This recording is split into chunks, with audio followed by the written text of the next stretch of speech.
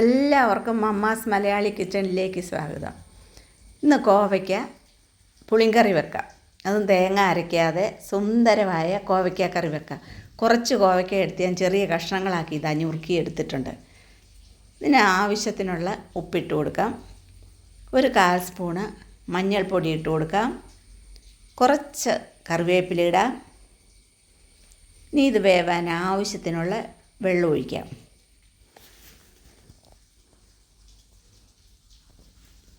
എല്ലാം കൂടി ഒന്ന് മിക്സ് ചെയ്തതിന് ശേഷം അടുപ്പത്ത് വെച്ച് വേവിച്ചെടുക്കാം. അധികം വെള്ളം ഒഴിക്കേണ്ട, ഇത് വേവാൻ വേണ്ടി മാത്രമുള്ള വെള്ളം ഒഴിച്ചാൽ മതി. ഇനി ഇതിങ്ങനെ വെള്ളം ഒഴിച്ച് വേവിക്കാതെ വേണമെങ്കിൽ ഇത് വഴറ്റിയിട്ടും ഈ കറി ഉണ്ടാക്കാം. അടുപ്പിൽ വെച്ച് ഒരു 5 മിനിറ്റ് കഴിഞ്ഞപ്പോൾ കണ്ടോ വെള്ളമെല്ലാം പറ്റി പാകത്തിന് വെന്തിരിപ്പുണ്ട്. ഇനി ഇതിൻ്റെ ബാക്കി ചേരുവകളും കൂടെ ചേർക്കാം. ഒരു ചീനിച്ചട്ടി അടുപ്പിൽ വെച്ച് ഇതിലേക്ക് ഒരു 2 സ്പൂൺ വെളിച്ചെണ്ണയാണ് ഒഴിച്ചു കൊടുക്കുന്നത്. എണ്ണ ചൂടായി വന്നു കഴിഞ്ഞപ്പോൾ 1 സ്പൂണ് കടുകിട്ട് പൊട്ടിക്കുന്നു. കടുക് പൊട്ടിയതിന് ശേഷം 1 സ്പൂണ് ഉലുവയാണ് ഇട്ടത്. ഉലുവയൊന്ന് മൂത്ത് വരട്ടെ. ഉലുവ മൂത്തതിന് ശേഷം 1 സ്പൂണ് ചെറിയ ജീരകം ഇട്ട് ഇനി എല്ലാം കൂടി ഒന്ന് മൂപ്പിച്ചതിന് ശേഷം ഒരു 6 വെളുത്തുള്ളിയാണ് ഇട്ട് കൊടുത്തത്. വെളുത്തുള്ളിയുടെ ഒന്ന് കളറ് മാറി വന്നപ്പം ഒരു ചെറിയ ബൗൾ നിറച്ച് ചെറിയ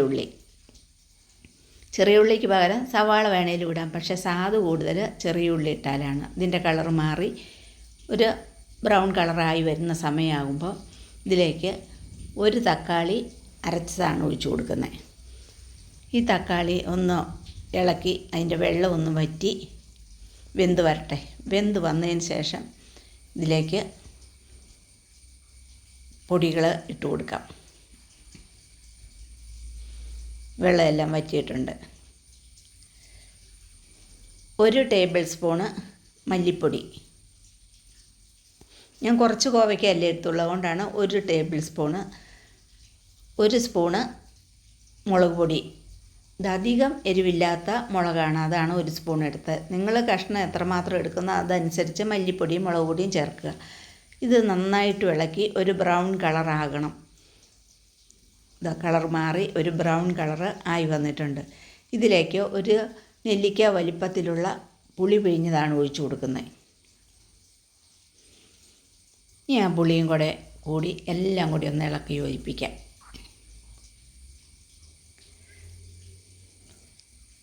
ഇപ്പോൾ പാകത്തിനുള്ള വെള്ളം ഒഴിച്ചു കൊടുക്കാം. ഇത് തിക്കായ ഗ്രേവിയോട് കൂടിയ കറിയാണ്. ഒത്തിരി ലൂസായി ചാറെടുക്കാതിരിക്കുന്നതാണ് ഈ കറിക്ക് സ്വാദുള്ളത്. അതുകൊണ്ട് വെള്ളം ഒഴിക്കുമ്പോൾ നമ്മൾ അതനുസരിച്ച് വെള്ളം ഒഴിക്കണം.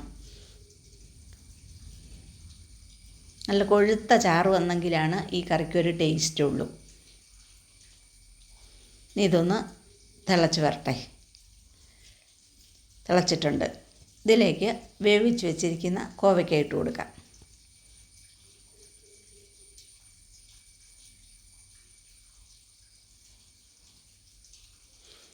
കോവയ്ക്ക ഉപ്പിട്ട് വേവിച്ചിരുന്നതാണ്, പക്ഷെ നമ്മൾ ഗ്രേവിക്കകത്ത് ഉപ്പിട്ടില്ലല്ലോ. അതുകൊണ്ട് ഇനി ഇതിന് കുറച്ച് ഉപ്പും കുറച്ച് കറിവേപ്പിലയും കൂടെ ഇട്ട് കൊടുക്കാം.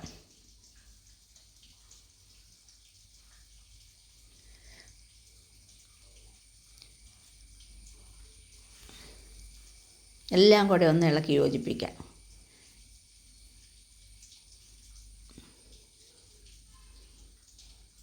ഇനി മൂടി വെച്ച് ഒരു 5 മിനിറ്റ് ഒന്ന് വേവിക്കണം.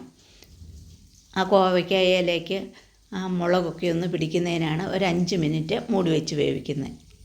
5 മിനിറ്റ് കഴിഞ്ഞ് നോക്കുമ്പോൾ ഇതാ അതിൻ്റെ മുകളിൽ എണ്ണയെല്ലാം തെളിഞ്ഞ് പാകത്തിന് വെന്ത് നല്ല സുന്ദരമായ കറി ഇവിടെ റെഡിയായി കഴിഞ്ഞിട്ടുണ്ട്. കണ്ടോ? ഇനി ഇതിലേക്ക് ലാസ്റ്റ് ചേർക്കുന്നത് എന്താണെന്ന് വെച്ചാൽ 1 സ്പൂണ് ശർക്കര പൊടിച്ചതും കൂടെയാണ് ഇട്ട് കൊടുക്കുന്നത്. അത് നിങ്ങൾക്ക് ഇഷ്ടമുണ്ടെങ്കിൽ ഇട്ട് കൊടുത്താൽ മതി, ഇല്ലെങ്കിൽ ഇടണ്ട. പക്ഷേ ഇങ്ങനെ ശർക്കര ഇട്ട് കഴിയുമ്പോൾ ഒരു പ്രത്യേക ടേസ്റ്റാണ്. അങ്ങനെ സുന്ദരമായ കോവയ്ക്ക പുളിങ്കറി ഇവിടെ റെഡി ആയിട്ടുണ്ട്. തേങ്ങ വേണ്ടതാനും നല്ല ടേസ്റ്റോട് കൂടിയ കറിയാണിത്. നിങ്ങളെൻ്റെ വീഡിയോ കണ്ടിട്ട് ആദ്യമായി കാണുന്നവർ സബ്സ്ക്രൈബ് ചെയ്യാനും ലൈക്ക് ചെയ്യാനും ഷെയർ ചെയ്യാനും മടിക്കരുത്. വീണ്ടും പുതിയ വീഡിയോ ആയിട്ട് കാണാം. Thank you.